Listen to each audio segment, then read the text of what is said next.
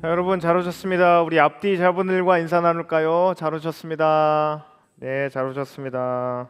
오늘 우리에게 주실 하나님의 말씀은 고린도전서 6장 12절에서 20절까지 말씀입니다. 고린도전서 6장 12절에서 20절까지 말씀.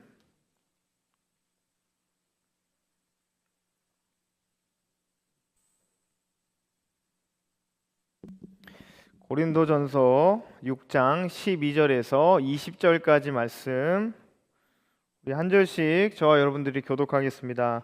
모든 것이 내게 가하나 다 유익한 것이 아니요 모든 것이 내게 가하나 내가 무엇이든지 얽매이지 아니하리라. 음식은 배를 위하여 있고 배는 음식을 위하여 있으나 하나님은 이것저것을 다 패하시리라. 몸은 음란을 위하여 있지 않고 오직 주를 위하여 있으며 주는 몸을 위하여 계시느니라. 하나님이 주를 다시 살리셨고 또한 그의 권능으로 우리를 다시 살리시리라. 너희 몸이 그리스도의 지체인 줄을 알지 못하느냐? 내가 그리스도의 지체를 가지고 창녀의 지체를 만들겠느냐? 결코 그럴 수 없느니라. 창녀와 합하는 자는 그와 한 몸인 줄 알지 못하느냐? 일러스되 둘이 한 육체가 된다 하셨나니. 주와 합하는 자는 한 영이니라. 음행을 피하라. 사람이 범하는 죄마다 몸 밖에 있거니와 음행하는 자는 자기 몸에 죄를 범하느니라. 너희 몸은 너희가 하나님께로부터 받은 바 너희 가운데 계신 성령의 천인 줄을 알지 못하느냐? 너희는 너희 자신의 것이 아니라. 함께 읽습니다. 값으로 산 것이 되었으니 그런즉 너희 몸으로 하나님께 영광을 돌리라. 아멘. 네, 저는 본문의 말씀을 가지고 내 것이 아닙니다라는 제목으로 하나님의 말씀 전하도록 하겠습니다. 여러분, 요즘 사람들이 되게 굉장히 중요하게 여기는 가치가 있어요. 그게 뭘까요? 바로 내 인생은 내 거다. 내 인생은 누가 뭐라고 해도 내 거다라는 가치입니다. 여러분들의 생각은 어떻습니까?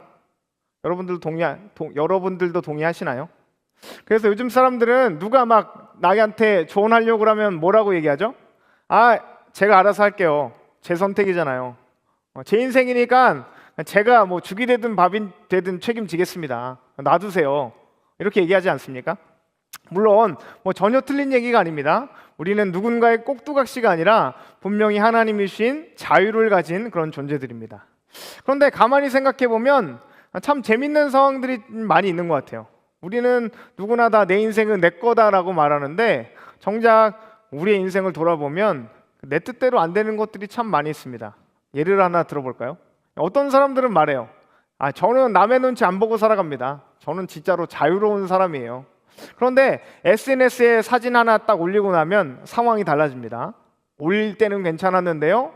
30분 뒤에 슬쩍 어떻게 하게 되죠? 이거 한번 확인해 보게 돼요.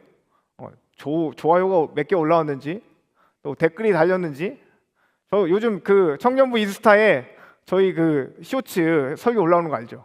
저도 이제 가끔 올라가가지고 조회수가 올라갔나? 이렇게 막 500, 600 이렇게 막 확인합니다. 저도 1시간 뒤에 확인하고 2시간 뒤에 또 확인하는 거예요. 그런데 친한 친구가 좋아요가 더 많이 올라가면 어떻게 됩니까? 괜히 마음이 막 복잡해지잖아요. 우린 분명히 남의 눈치를 안 본다라고 했는데 사실은 이 좋아요 하나에 막 그 기분이 오르락내리락 하는 겁니다. 자유로운 줄 알았는데 생각보다 사람들이 많은 것에 묶여서 살아간다는 것이죠. 또 어떤 사람들은 이렇게 결심합니다. 야, 이번 달부터는 진짜 돈 아껴 써야지. 그런데 쿠팡에서 쇼핑 앱에서 막 알람이 하나 날라와요. 뭐라고 날라오죠? 오늘만 특가, 뭐 마감 임박, 회원님만을 위한 할인, 뭐 이런 게 날라오잖아요. 그럼 어떻게 됩니까? 또 마음이 갑자기 막 흔들려요. 그리고 결제 버튼을 누른 다음에 자기 암시를 걸기 시작합니다. 뭐라고 하죠? 이거 정말 꼭 필요해서 산 거야. 이거 진짜로 나한테 정말 필요해. 그런데 며칠 지나서 택배 상자가 도착하면 어떻게 됩니까? 내가 이거 왜 샀지? 괜히 막 후회하게 된다는 겁니다. 우리는 내가 자유로운 사람인 줄 알았는데 생각보다 더 많은 것들에 이끌려서 살아갑니다. 알고리즘에 이끌리고, 감정에 끌리고, 우리의 욕망에 끌리고, 또 사람들의 시선에 끌려다니면서 내 몸이 원하는 것들을 끌려다니면서 우리는 살아갑니다.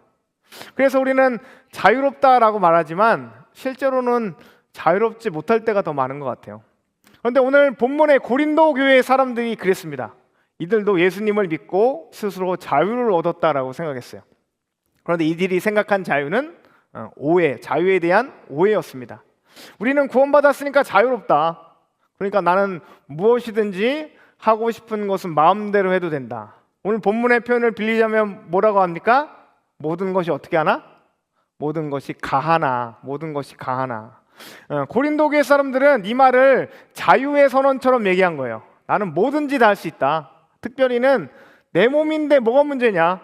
내가 하고 싶은 것을 내 마음대로 하면 되는 거 아니냐라고 생각했던 겁니다.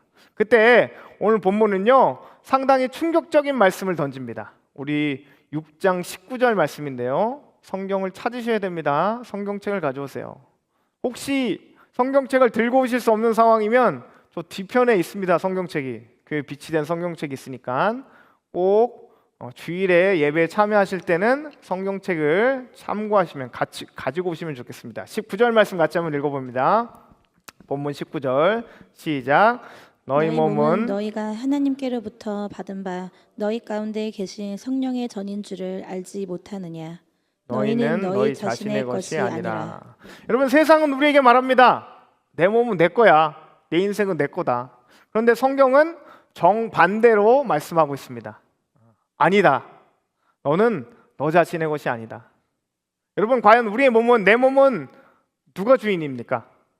그리고 우리는 정말로 자유로운 사람입니까? 아니면 무언가에 끌려다니는 사람들입니까? 오늘 고린도전서는요, 이 질문에 대한 복음의 해답을, 복음의 정답을 우리에게 말씀해 주고 있습니다. 자, 그럼 함께 본문의 말씀을 한 마음으로 또 마음을 모아서 함께 살펴보도록 하겠습니다. 첫째, 자유는 내가 원하는 대로 사는 것이 아닙니다. 우리 같이 한번 읽어볼까요? 시작. 자유는 내가 원하는 대로 사는 것이 아닙니다. 자, 우리는 서론에서 이런 질문을 던졌어요. 과연 내 몸과 내 마음의 주인, 내 삶의 주인은 누구지? 이런 질문을 던졌습니다. 많은 사람들이 아마 당연히 나죠, 당연히 나죠라고 말할 겁니다. 고린도교회 사람들도 비슷하게 대답한 거예요. 그들은 예수님을 믿고 자유를 얻었어요. 그런데 그들은 복음이 주는 자유가 무엇인지를 착각하고 오해했습니다. 우리 12절 말씀입니다. 본문 12절 다시 한번 찾아보세요. 본문 12절 준비되셨죠? 같이 읽습니다. 시작. 모든 것이 내게 가하나 다 유익한 것이 아니요 모든 것이 내게 가하나 내가 무엇에든지 얽매이지 아니하리라. 자, 여러분, 이 말은 당시 고린도 교회 사람들이 외쳤던, 자주 사용했던 구호 같은 거였습니다. 구호 같은 것. 모든 것이 내게 가하나, 모든 것은 가하다. 무슨 말입니까? 나는 자유롭다. 나는 구원받았다. 그러니까 모든 것은, 내가 원하는 것은 하고 싶은 대로 내가 다 해도 된다. 내 삶인데 내 마음대로 내가 알아서 하면 되지 누가 나를 참견할 거냐, 이런 이야기입니다. 그런데 바울은 그 뒤에 아주 중요한 말씀을 덧붙이고 있어요. 모든 것이 가하나 어떻다고요? 다 유익한 것은 아니다. 또 모든 것이 다 가하지만 어떻다? 나는 무엇에든지 얽매이지 않겠다. 여러분, 성경은 우리의 자유를 반대하는 책이 아닙니다. 오히려 성경은 진짜 주님 안에서의 자유가 무엇인지를 알려주는 책이에요.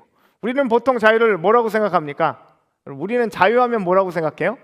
내가 하고 싶은 것을 내 마음대로 하는 것을 자유라고 생각합니다. 내가 하고 싶은 거 다 할 수 있는 게 자유라고 생각해요.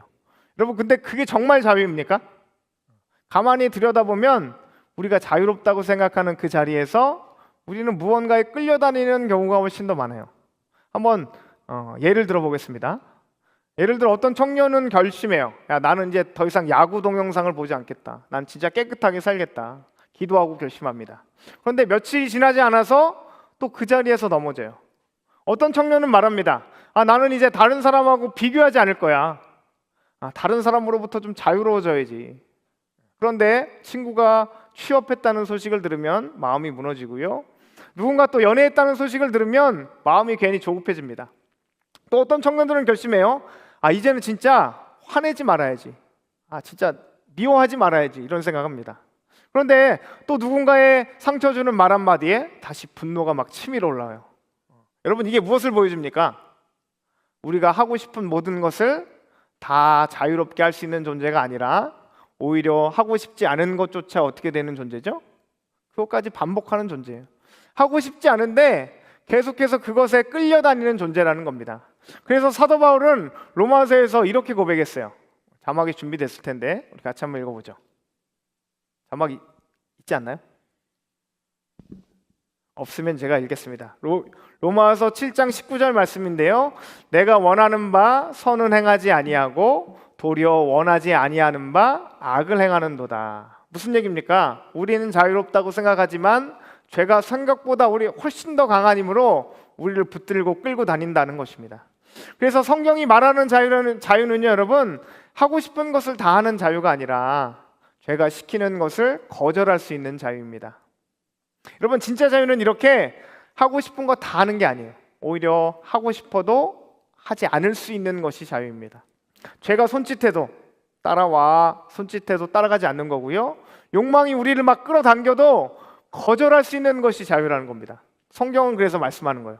내가 무엇에든지 얽매이지 아니하리라. 내가 무엇에든지 얽매이지 아니하리라. 여기서 얽매인다는 것은 무슨 뜻일까요? 지배받는다는 거잖아요. 지배받는다는 거.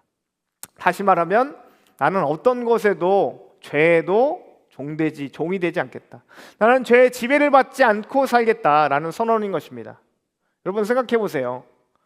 죄를 짓고 싶어서 죄를 짓는 사람 여기 있나요? 죄가 너무 짓고 싶은 사람들 있어요? 우리는 화내고 나서 후회하잖아요. 비교하고 나서 마음이 무너집니다. 미워하고 나서 마음이 괴로워요. 그런데도 우리는 또 어떻습니까? 계속해서 반복해요. 계속해서 또 반복합니다. 왜 그럴까요? 죄가 우리를 붙들고 있기 때문이죠. 죄가 우리를 계속해서 끌어당기는 거예요. 그래서 여러분, 예수님께서 십자가에 달려 돌아가신 이유는요, 단순히 우리에게 천국행 티켓을 주기 위한 것이 아니었습니다. 죄의 노예가 된 우리를 죄로부터 해방시키기 위함이었던 겁니다. 더 이상 이제는 죄가 시키는 대로 살지 말라고, 더 이상 욕망에 끌려다니며 살지 말라고, 하나님의 자녀답게 자유롭게 살라고 그렇게 예수님은 십자가에 달려서 물과 피를 쏟으셨습니다. 그래서 여러분, 성도의 자유는요, 내 마음대로 내가 하고 싶은 대로 내 육체를 할 자유가 아닙니다. 이 자유는 하나님께 순종할 자유인 것입니다. 여러분, 세상은 자유를 내가 내 삶의 주인 되는 것이라고 말해요. 하지만 복음은 정반대로 말합니다. 뭐라고요? 내가 내 삶의 주인 돼서 살려고 하면 할수록 오히려 더 많은 것들의 노예가 된다는 것입니다. 반대로 예수님을 내 삶의 주인으로 모실 때 우리는 어떻게 될까요? 그때 비로소 참된 자유를 얻게 돼요. 그때 참된 자유를 누릴 수 있게 되는 것입니다. 왜입니까? 예수님은 우리를 억압하는 주인이 아니라 죄에서 해방시키는 주인이시기 때문입니다. 여러분, 지금 우리의 삶은 무엇이 가장 많이 움직이고 있나요? 하나님입니까? 아니면 사람들의 인정입니까? 하나님입니까? 아니면 비교하는 마음입니까? 하나님이에요? 아니면 반복되는 죄의 습관입니까? 오늘 성경은 우리에게 말씀합니다. 모든 것이 가하지만 나는 그 모든 것들에 얽매이지 않겠다. 주님 안에서 참된 자유를 누리는 사람은요, 죄의 종이 아니라, 죄에게 끌려다니는 사람이 아니라, 우리의 욕망에 붙잡혀 살아가는 사람들이 아니라 하나님 안에서 하나님의 자녀로 살아가는 사람들입니다. 그리고 그 자유를 가지고 하나님께 기꺼이 순종하며 살아가는 사람들입니다. 그러므로 여러분, 오늘도 이 참된 자유를 누리며 살 수 있는 저와 여러분들 될 수 있기를 간절히 소망합니다. 자, 둘째입니다. 둘째, 내 몸은 나를 위해 존재하는 것이 아니라 주님을 위해 존재합니다. 우리 같이 한번 따라해 볼까요? 시작. 내 몸은 나를 위해 존재하는 것이 아니라 주님을 위해 존재합니다. 자, 여러분, 성경은 이제 자유에 대한 이야기를 마치고 더 깊은 문제로 들어갑니다. 그건 바로 몸에 대한 이야기예요. 몸에 대한 이야기. 자, 우리 13절 말씀 같이 한번 읽어보겠습니다. 13절 준비됐나요? 13절. 자, 함께 있습니다. 13절 시작. 음식은 배를 위하여 있고 배는 음식을 위하여 있으나 하나님은 이것저것을 다 패하시리라. 몸은 음란을 위하여 있지 않고 오직 주를 위하여 있으며 주는 몸을 위하여 계시느니라. 당시 고린도 사람들은 이렇게 생각했습니다. 배가 고프면 밥을 먹고 목이 마르면 물을 마시고 몸에 욕구가 생기면 그것을 해결한다. 그러니까 그들에게 이 몸은요, 마음의 욕구를 충족하기 위한 도구에 불과했어요. 그래서 성적인 욕구도 그냥 배고픔과 같이 원하면 한 끼 때우면 되는 그런 쉬운 것이라고 생각했던 겁니다. 그러니까 배고프면 밥 먹고 목마르면 물 마시고 욕구가 생기면 해결하면 되지라고 생각했던 겁니다. 그런데 오늘 본문은 바울은 단호하게 말합니다. 아니다. 몸은 음란을 위하여 존재하는 것이 아니다. 몸은 오직 하나님을 위하여 존재한다라고 말씀합니다. 여러분, 이 말씀은 당시 고린도 사람들에게만 충격이었던 말씀이 아니에요. 오늘 우리에게도 충격적인 말씀입니다. 왜입니까? 우리는 너무 자연스럽게 내 몸은 내 거다라고 생각하기 때문입니다. 내 시간도, 내 재능도, 내 인생도 다 내 것이다. 그래서 우리는 늘 질문하잖아요. 야, 내가 뭘 하고 싶지? 나는 뭘 좋아하지? 그 일을 하면 난 뭘 얻을 수 있지? 그런데 성경은 전혀 다른 질문을 합니다. 하나님이 왜 몸을 우리에게 주셨지? 이 몸으로 나는 하나님을 어떻게 섬겨야 되지? 이 몸으로 나는 하나님께 어떤 영광을 돌려야 되지? 여러분, 당시 사람들은 인간의 몸을 그냥 영혼을 담는 껍데기 정도라고 생각했어요. 그런데 여러분, 오늘 우리도 그렇게 생각하는 거 아닙니까? 우리도 그래서인지 머리로만 신앙생활 하려고 그래요. 생각으로만 하려고 합니다. 말씀을 듣고 감동을 받고 은혜를 받으면 충분하다고 생각해요. 그런데 여러분, 성경은 그렇게 말씀하지 않습니다. 하나님은 우리의 생각만을 원하시는 분이 아니에요. 우리의 몸도 원하십니다. 그래서 어떻게 하시죠? 우리는 예배를 몸으로 드려요. 기도도 몸으로 합니다. 봉사도 사랑도 몸으로 표현해야 돼요. 용서도 몸으로 찾아가야 되고요. 복음도 몸으로 전해야 되는 겁니다. 그래서 신앙이라는 것은 머릿속에서 끝나는 것이 아닙니다. 몸으로 살아내셔야 돼요. 여러분들이 몸을 가지고 살아내는 것이 신앙입니다. 생각해 보세요. 여러분들 청년회 때 가장 귀한 것은 무엇입니까? 돈일 수도 있고 우리의 꿈일 수도 있고 시간일 수도 있겠죠. 그런데 사실 청년들에게 가장 큰 자산은 여러분들의 몸이잖아요. 아직 잘 움직이고 아직 실패해도 다시 도전할 수 있고 아직 배울 수 있고 섬길 수 있는 여러분들의 몸이라는 겁니다. 그런데 우리는 그 몸을 가지고 어떻게 사용하고 계세요? 여러분들의 몸을 어디에 사용하고 계십니까? 우리는 몸을 밤을 새워서 게임하는 데는 사용하면서 하나님을 위해서는 사용하지 않습니다. 좋아하는 사람을 만나기 위해서는 몇 시간이라도 달려가는데 예배를 위해서는 10분도 먼저 움직이지 않습니다. 우리의 목표를 위해서는 최선을 다해 살면서 하나님의 나라를 위해서는 쉽게 그것을 미뤄요.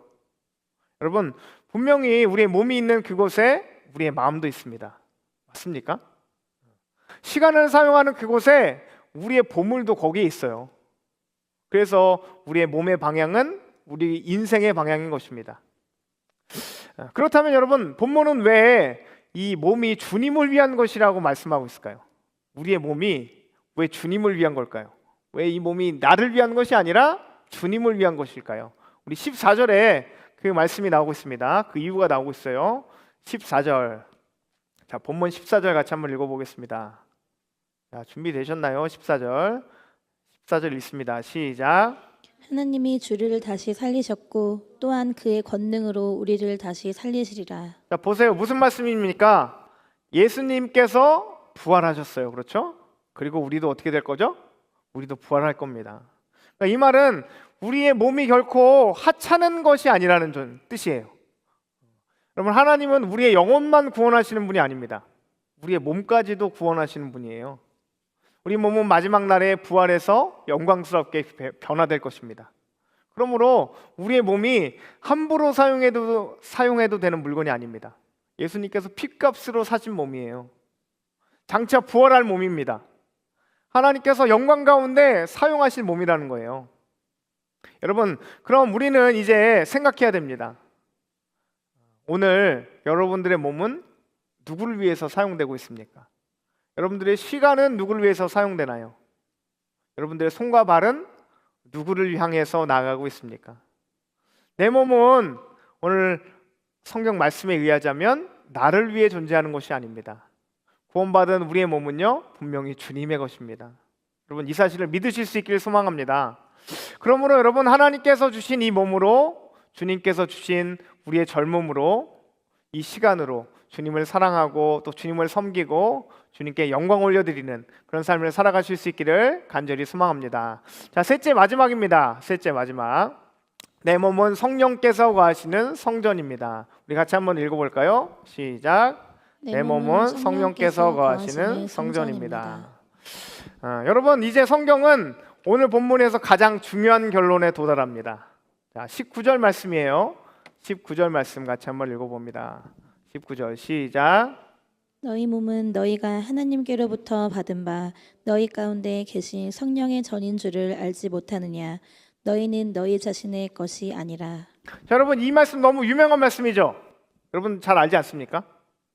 내 몸은 성전입니다. 오늘 우리 찬양할 때도 했는데 제가 그 곡을 설교 후에 해볼까? 뭐 이런 얘기했는데 이런 생각을 했는데 너무 좀 템포가 빨라서 이거 하지 말고 다른 거 해야 되겠다 하고 했는데 오늘 찬양에 들어있더라고요. 콘티에. 저 되게 반가웠습니다. 자, 우리가 이 말씀 너무 유명한 말씀인데 그래서 너무 그냥 뭐 그렇구나라고 아무런 깨달음 없이 쉽게 지나갈 수 있어요. 그런데 당시 고린도 교인들에게는 이 말씀의 상황이 전혀 달랐습니다. 굉장히 엄청난 충격으로 그들에게 다가왔을 거예요. 왜냐하면 유대인들에게 성전은 세상에서 가장 중요하고 가장 거룩한 장소였기 때문입니다. 여러분, 성전은 그들에게 단순한 건물이 아니었어요. 하나님이 임재하시는 장소이고 하나님의 영광이 머무른 곳이었습니다. 가장 거룩하고 가장 특별한 장소였던 겁니다. 그런데 성경이 갑자기 튀어나와서는 갑툭튀에서 그 성전이 바로 누구다라고 말하는 거예요?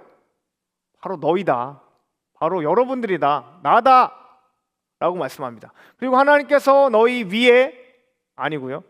너희 아래, 옆에 아니고 어디에? 너희 안에 거하신다. 여러분들 안에 거하신다라는 것입니다. 여러분 한번 생각해 보세요.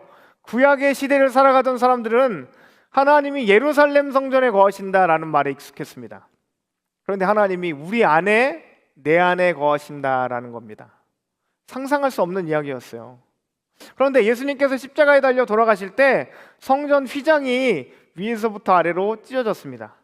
그리고 이제 하나님께로 나갈 수 있는 길이 열렸고요. 성령께서 저와 여러분들 안에, 성도 안에 거하시기 시작하셨습니다. 그래서 여러분, 우리는 반드시 기억해야 돼요.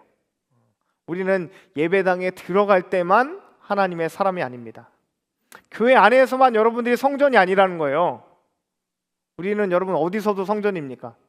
여러분들은 학교에서도 성전이고, 여러분들의 직장에서도 성전이고, 캠퍼스에서 아르바이트를 할 때, 친구들하고 놀 때, 혼자 있을 때도, 아무도 보지 않는 그 모든 순간에도 우리는 성전인 것입니다. 왜입니까? 성령께서 여러분들 안에, 우리 안에 거하시기 때문입니다. 그런데 여러분, 오늘 본문을 보면 더 충격적인 말씀은 뒤에 따로 나와요. 바로 19절의 후반부입니다. 뭐라고 말씀하시냐면 너희는 너희 자신의 것이 아니라. 너희는 너희 자신의 것이 아니라. 여러분, 세상은 계속해서 우리에게 말합니다. 뭐라고 말하죠? 내 인생은 내 거다. 내 몸은 내 거다. 그래서 우리는 자연스럽게 나는 내가 하고 싶은 대로 살아갈 권리가 있다라고 생각합니다. 그런데 복음은 정반대로 말씀하시는 거예요. 아니다. 너는 네 게 아니야. 너는 내 것이 아니야. 이 말 여러분 조금 불편하게 들릴 수도 있죠. 그런데 성경은 왜 이렇게 말씀합니까? 오늘 그 이유가 다음 절에 나오고 있습니다. 20절 말씀이에요. 본문 20절 말씀 같이 한번 읽어보겠습니다. 본문 20절 준비됐죠? 시작. 값으로 산 것이 되었으니 그런즉 너희 몸으로 하나님께 영광을 돌리라. 여러분, 우리의 몸이 나 자신의 것이 아닌 이유가 무엇입니까? 하나님께서 우리에게 억지로 빼앗아 가셨기 때문이 아니에요. 오늘 본문에 보면 뭐라고 말씀하시는 거죠? 예수님께서 값을 지불하셨기 때문입니다. 십자가에서 자신의 생명을 내어주셨기 때문입니다. 우리를 구원하시기 위해서 가장 귀한 자신의 몸을 희생하셨기 때문입니다. 여러분, 청년들은 우리는 종종 이런 생각해요. 내 인생은, 내 미래는 내가 책임져야지. 내 문제는 내가 해결해야 돼. 그래서 늘 불안하고 조급하고 부담을 떠안고 살아갑니다. 왜 그렇습니까? 내가 내 인생의 주인이기 때문이에요.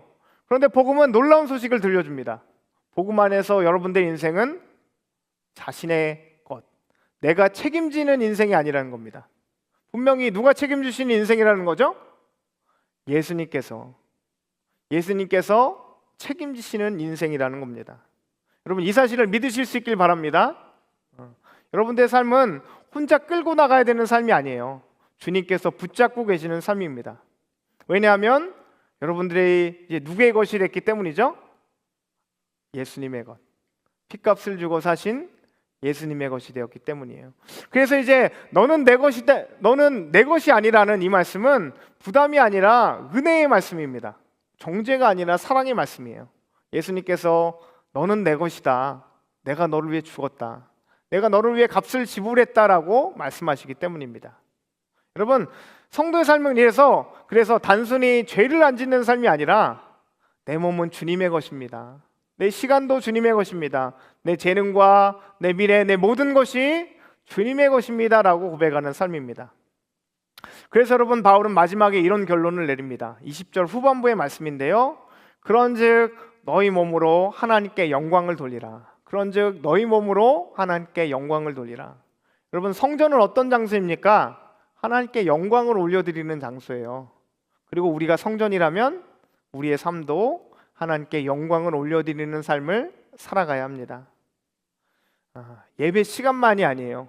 월요일에도, 학교에서도, 직장에서, 연애할 때도, 친구들을 만나고 진로를 고민하고 돈을 쓰고 온라인상에서도 우리의 삶 전체로 하나님 앞에 영광을 올려드리실 수 있길 바랍니다. 왜입니까? 우리는 저와 여러분들은 성전이 거하시는 성전이고요, 예수님께서 핏값을 주고 사신 존재들이기 때문입니다. 오늘 하나님께서는 지금도 우리에게 말씀하십니다. 너는 내 것이 아니다. 너는 내 것이 아니다. 그러므로 우리는 이렇게 고백해야 합니다. 주님, 제 몸은 주님의 것입니다. 주님, 저는 성전입니다. 제 시간도 제 미래도 모두 주님의 것입니다. 그러므로 우리의 삶에, 내 삶의 모든 것으로 주님께 영광을 올려드리며 살아가게 하옵소서. 이 고백이 저와 여러분들의 고백이 될 수 있기를 간절히 소망합니다. 자, 사랑하는 여러분, 오늘 우리는 말씀을 통해서 세 가지를 살펴봤어요. 첫 번째 뭡니까? 자유는 내가 원하는 대로 사는 거 아니다. 우리가 죄와 욕망의 종이 되지 않고 하나님께 순종하는 삶을 사는 거다. 둘째로, 내 몸은 나를 위해 존재하는 것이 아니다. 주님께서 나에게 주신 몸이고 주님을 위해 사용하도록 주신 몸이다. 셋째는 무엇입니까? 내 몸은 성령께서 가시는 성전이다. 주님께서 자신의 핏값으로 사신 거룩한 성전이라는 것 여러분 믿으시기 바랍니다. 그러므로 주님, 저는 주님의 것입니다. 제 몸도 제 시간도 제 미래도 제 모든 것을 주님 앞에 맡겨드리고 살아가게 하옵소서. 여러분, 이 믿음으로 살아갈 수 있는 저 여러분들 될 수 있기를 간절히 소망합니다.